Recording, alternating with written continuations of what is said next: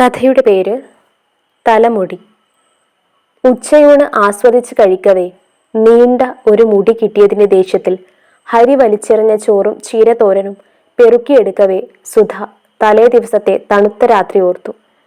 മഴയുടെ ഉച്ചത്തിലുള്ള നിശ്വാസങ്ങൾക്കും രാത്രിയുടെ കാമത്തണുപ്പിലും തന്റെ മാറിലേക്ക് ചാഞ്ഞ ഹരിക്ക് പാറിപ്പറക്കുന്ന സ്വന്തം തലമുടി ഒരു തടസ്സമായി പോകും എന്ന് കരുതി കെട്ടിവെക്കാൻ ഒരുങ്ങവേ തടഞ്ഞുകൊണ്ട് ഹരി പറഞ്ഞു, വേണ്ട പൊന്നെ, അത് കെട്ടിവെക്കേണ്ട.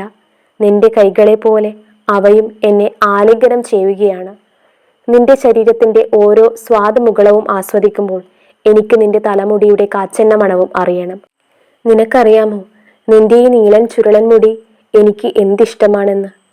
ഓർത്തപ്പോൾ സുധയ്ക്ക് ചിരി വന്നു. ചോറിൽ പൊതിഞ്ഞിരുന്ന ആ തലമുടി കണ്ടപ്പോൾ അവൾക്ക് അടുത്തിടെ ടിവിയിൽ കണ്ട ഒരു പരസ്യവാചകമാണ് ഓർമ്മ വന്നത്.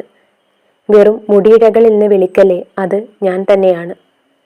ശരിയാണ്, ഓരോ മുടിയിഴയും ഞാൻ തന്നെയാണ്. ആണിന് അവന്റെ വികാരങ്ങൾക്കും ആഗ്രഹങ്ങൾക്കും അനുസരിച്ച് കിടപ്പറയിൽ തലമുടിയായി, അടുക്കളയിൽ മുടിയായി, വെവ്വേറെ സ്ഥാനവും വിലയും നൽകുന്ന പെണ്ണ്.